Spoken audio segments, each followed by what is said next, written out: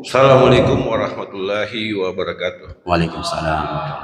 Tadi saya sudah mendengarkan penjelasan hadisnya Pak Ustaz.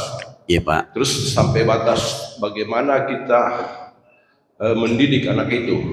Apakah setelah dia menikah kita sudah lepas daripada penjagaan itu? Itu yang saya tanya pertama. Yang kedua, tadi Pak Ustaz bilang dalam hadis itu, penjelasan hadis itu, makin banyak anak perempuan makin bagus. Iya Pak. Nah kalau misalnya dia tidak punya anak perempuan, bolehkah dia menikah lagi Pak Ustaz? Mudah-mudahan Pak Ustaz punya nyali untuk menjawab di hadapan ibu-ibu. Assalamualaikum warahmatullahi wabarakatuh. Baik Pak.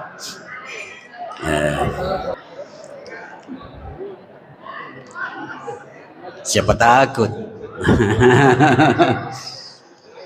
Yang pertama tentang anak perempuan, bahwa sampai di mana batas tanggung jawab kita sampai dia mati. Hanya saja besar kecilnya tanggung jawab itu nanti sebagian besarnya akan beralih kepada suaminya, tapi bapak tetap punya tanggung jawab.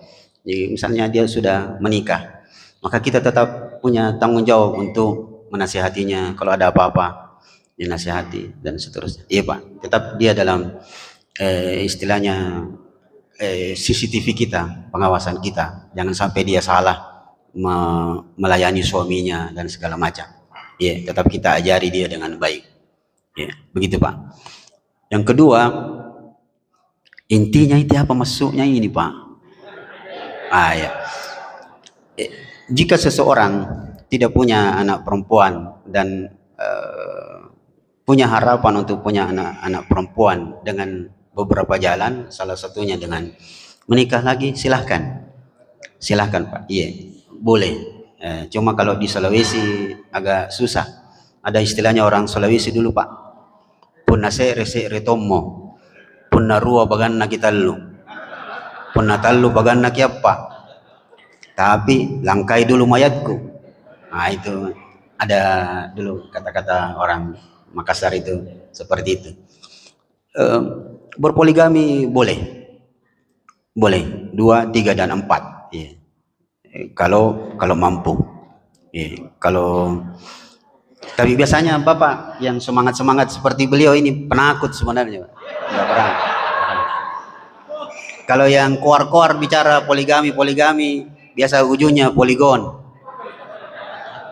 Yang dikhawatirkan itu yang diam-diam Pak, japai kalana diam-diam. Iya Pak, begitu. Jadi kalau mau menikah saja lagi. Ya, tapi syarat yang paling penting yang disebutkan dalam agama kita, dalam hadis juga dalam Al-Quran, itu adil, bersikap adil. Dan adil yang dimaksud adalah secara lahir. Adapun secara batin, cinta tidak bisa adil.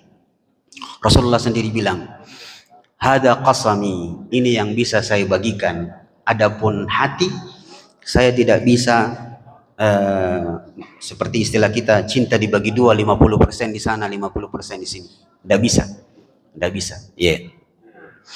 Bahkan dianjurkan atau ini,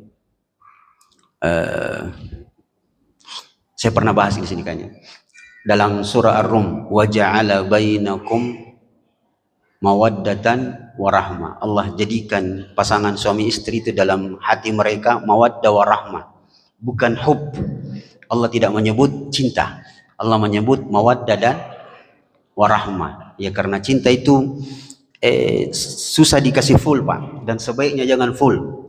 Jadi dalam istilah bahasa Inggris, sebaiknya kita bilang sama istri, I love you almost full. Saya mencintaimu hampir penuh. Jangan bilang I love you almost full. Saya mencintaimu full. Enggak, sebaiknya almost full. Saya mencintaimu hampir penuh, supaya ada ruang untuk dia tumbuh dan berkembang.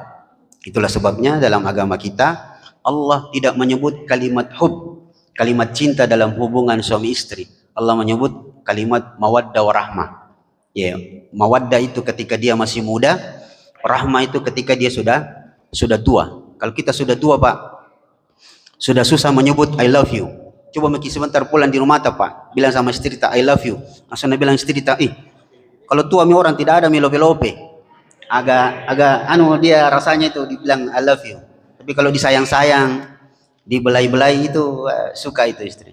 Begitu Pak. Iya Pak. Ya Allah. Iya.